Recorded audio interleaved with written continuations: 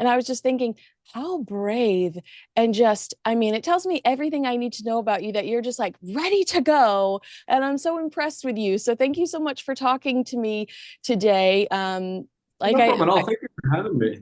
are you That's so kidding me? weird about podcast thing, though. I've heard this before because I was talking to someone who was on a podcast, and it was the other way around. The host basically had every joke that they were doing already planned ahead.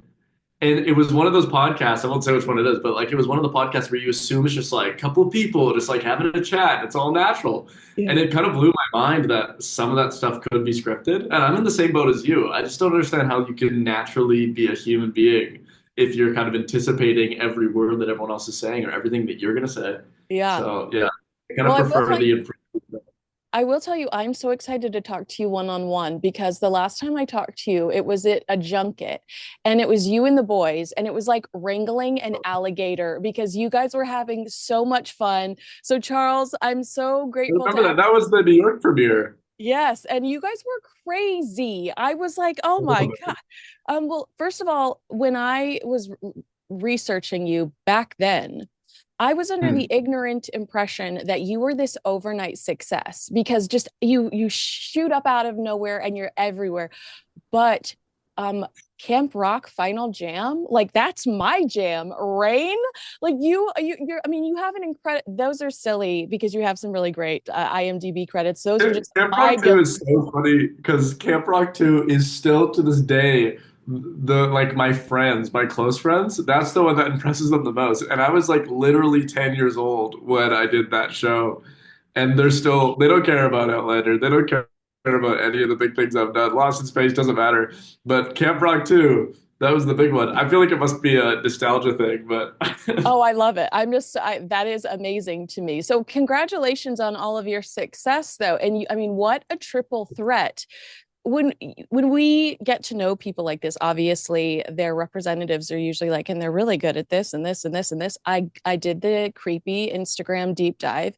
You playing the guitar, I think it was, well, you played piano during quarantine, but you playing the guitar, oh my gosh, like how, where does this creativity come from? Is it from your family? I mean, you truly are so talented.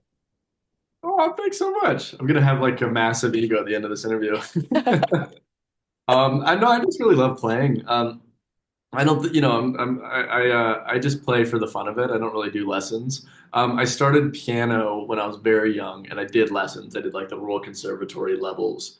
Um, and yeah, when I was younger, I didn't love it, and then I stopped doing it. I asked my parents, I'm like, look, I don't really like doing this anymore. And then about a year and a half later, I just naturally went back to it because I think because I didn't have to do it, then I wanted to do it. Yeah. And I've been playing piano pretty much ever since. When I was in Scotland, though, I didn't have a piano with me, so I couldn't do it then. So I'm a little bit rusty right now. I swear I could play the piano. If you sat me down in front of a piano, I could not play you a singular song right now. But give me like a couple more months. Now that I'm back home, I mean, I'm in New York right now, but now that I'm mostly back home in Canada, I have access to a piano. I'll learn some songs. But yeah, my guitar stuff, it started when I was in high school. I was trying to find a bird course, full disclosure, and I ended up finding guitar in grade 11 and 12. And it was one of the hardest courses I've taken because it wasn't one of those courses where you could just learn the curriculum.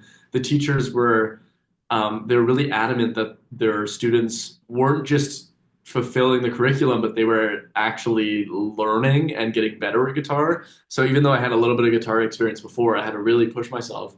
And I'm really glad I took those classes. They ended up being one of like they were not bird courses by any means, but they were some of my favorite classes in high school because you could just go, we'd watch a movie about music and then play some guitar and learn some songs together. It was really wholesome. I like wholesome. That's such a good word. Yeah, because I wrote down on my notes like loves animals. Is it hard? But what do you have now, animal wise? I know you lost your bird, but what do you have now, animal wise? And is it hard to go off and work for months at a time and leave your animals? Because I do get a sense that you are animal obsessed. I am animal obsessed. And you know what? I'm not an animal dad right now. I'm an animal uncle. So most of my friends have animals. My best friends, they all live in this one apartment back home in Canada, and they have Ash and Athena. They're two cats, and they're just like the cutest little sweethearts. They're so nice. They're such nice cats. And I never really was a cat person growing up. I was always a dog person. I just didn't know anyone that had a cat, so I was a dog person because dogs were in my life. And now I love cats. They're just so lovely. Well, I I'm don't know. I still feel like your bird might feel like you're a traitor after that. So, I know. I'm sorry, April. Rest in peace. uh, Yeah, I know. And that's a lot of times for budgies. That's just how it's so horrific. I feel like a lot of like small animals, they always like pass away in the most horrific ways. But a lot of times I've talked to people and they've been like, "Oh, you used to have a budgie, but then I also had a cat, and then the cat got in." yeah, Horrible, horrible. horrible. My passed away naturally. She's a very peaceful passing. Oh, I miss her so much. That Oh is so my. sweet. That is so sweet. Is it hard for you? Are you not a pet dad right now because of how your schedule is? I mean, you just for months at a time, you pick up, you have a new life, a new home.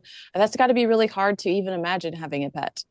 I'd love to have a dog right now, but you're right. It's just so tough because I'm not really based anywhere. I'm just popping all over the place, and I don't know if it's really fair to the animal. My parents are really good. Like when I had to leave for Scotland with April, my bird, they did a really great job of taking care of her and taking her on trips. And you know what? The weird thing about you wouldn't really think you could do this with a bird, but we took her a lot of places. We had this big, huge cage.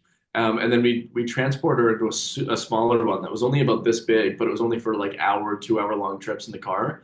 And she'd just sitting there in her perch and she'd eat her millet. And we took her up north. We took her to the cottage. It was, yeah, she was a little adventure bird.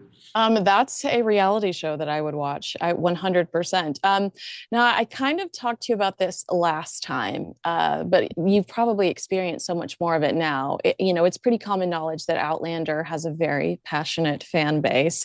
But Ooh. were you prepared? I mean, we are our own clan, we are loud and proud, and we're slightly crazy. Were you even remotely prepared for the reaction you got when you joined this cast? Not really, to be honest. And honestly, my first taste of it was in New York. The last time you talked to me, I don't know if you could tell, but like that entire time I was completely overwhelmed. I went in for the premiere and I thought it was just going to be like a small little premiere, something that I'm used to for all the other shows that I did. It'd just be like the directors, the producers, the cast. It'd be nice and small. Maybe a couple of fans would show up.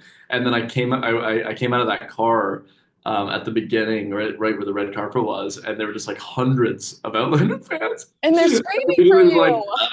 what is going on? And then from that moment on, I grew to to know and love this fan base. And you know what? I've pretty much exclusively gotten good things from this fan base. There's been very little negativity, which has been quite a treat, and that's very impressive for such a big fan base. Um, If anyone is ever mean to you, call me. I will personally Will, okay. handle this situation. Yeah, we love you, For absolutely. that. If you were to go back to 1776, what would you miss more, your cell phone, your car, or your toothbrush? Ooh. You know what? Okay, so I'll have my horse there. I'll have Rupert, my horse. So I don't think I'd miss a car too much. Okay. Um, toothbrush is tough. They're Would I so be allowed good. to make my own toothbrush? You are allowed. Yeah, I would We be could very probably manage that with like horse hair or something like that and charcoal. You ever use charcoal toothpaste? wow. You are ahead of me on this. I'm just trying to like really think about what I need. Maybe I'd miss my phone, but oh my gosh, life would be so simple without a cell phone. I I know. think that after I'm doom scrolling for an hour or two in a day, I'm like, oh my gosh, maybe it is the phones. Maybe my parents were right. Maybe I have to get rid of this thing. And you know what? Every time I have a week where I'm like, that was an amazing week, I look at my screen time and it's like basically zero. It's like Exactly. the days that I don't go on my phone are the good days. The days that I go out and like I touch grass and smell the roses. That's the truth. Or you're playing on your guitar. Yeah. So there is going into the second part of season 7, did you realize how heavily you would be featured? Because I was surprised at how much I've seen you so far. I mean, pleasantly surprised at how much I've seen you so far. Did you know that going into it? Yeah, and it ramps up even towards the end of the season. I did know I had an idea because a lot of the audition scenes were from season 7B. So a lot of the Oh. like big, huge climax scenes for William were scenes I was already aware of and that I've already worked on and talked about with the directors and with the producers. Um, so I did have an awareness. It was obviously a daunting task. It was big shoes to fill to be Jamie Fraser's son. But yeah, I felt really comfortable, and the cast is so good, and Sam was so good and accommodating. So was Katrina, and all of the major cast. David Barry, we did a lot of scenes together, and I think when you have someone that's that comfortable and that much of a rock star on screen, it kind of makes you comfortable as well. So I was given a lot of help, and the writing's really good, so it made my job a lot easier, even though This is very stressful, yeah. daunting task for sure. Exactly. Now, this is kind of unrelated, but sort of related because you brought up David Barry. Have you ever watched him in A Place to Call Home? He is No. so good. The way I pay for Starz just to watch you on Outlander, I paid for this streaming service called Acorn to watch him on a Place to Call Home. You have to watch it. Yeah, I think you will really admire him in it. It's But on my April? Yeah, Acorn is like Australian TV. Oh, It's like okay, cool. yeah. So I think there's a show called Murdoch Mysteries that I did, and I think that's on Acorn. I it remember that. 100% is. Yes, you're on there too. You can That's still so watch funny. yourself. There's a sweet scene between you and David about his marriage to Claire, and he tells you just how important you are to him.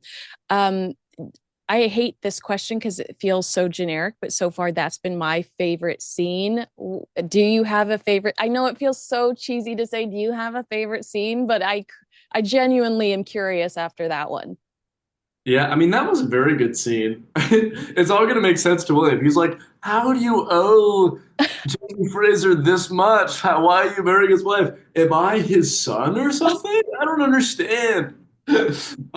I really liked that scene. It was a very sweet one. The scenes, I don't want to spoil too much, but the scenes in episode 12, I think, the one that's coming out basically tonight, that those scenes, a lot of those scenes were the audition scenes and the scenes that made me fall in love with William and the character and the kind of thing that we were doing. Um, yeah, not to spoil too much, but there's a conversation that him and Claire have about the nature of his being and how he came to be, where he's quite vulnerable because he just wants to know if he was loved or if he was this big mistake that people are trying to conceal, or if he had people in his life that truly love him. If he wants to know if Lord John Grey is trying to hide this identity, his true nature from him because he's just this mistake, or he's hoping he had loving parents that really cared about him and he was brought up in a way that he could live with. And it's quite a heartbreaking scene. And William is a very flawed character, and we start to see more of that in this coming season. But this is a moment where I felt like I could really empathize with him, just because he's just a hurt boy. That's what we're all little kids, right? And we're all just trying to find our love from somebody, our sense of belonging. And I think he's very, very vulnerable in that scene. And then the scene immediately after that is like a complete 180. I'm trying not to give away too much, but he becomes his Fraser fire self. He even though he hates the fact that Jamie Fraser's his dad, he becomes more and more like him throughout Ooh, what throughout his. what a thrill! What a tease! I can't wait till midnight when that pops up on my television. Unpopular opinion, but despite the fact that the show is based on, you know, time travel, I think the most unrealistic storyline is Rachel choosing Ian over William. I know she could have had wealth. She could have had multiple estates in England. Come on. William ever, do you know if William finds love? Is that something we can look forward to? I really hope he finds love. Yeah. I think that's what he wants. It might not necessarily be what he needs in order to truly heal. I think he Yeah. has to do a lot of self-reflection before he can truly love another person. What He, an adult thing to say. You're such a grown up sometimes. I mean, but yeah, that's what William truly needs, though.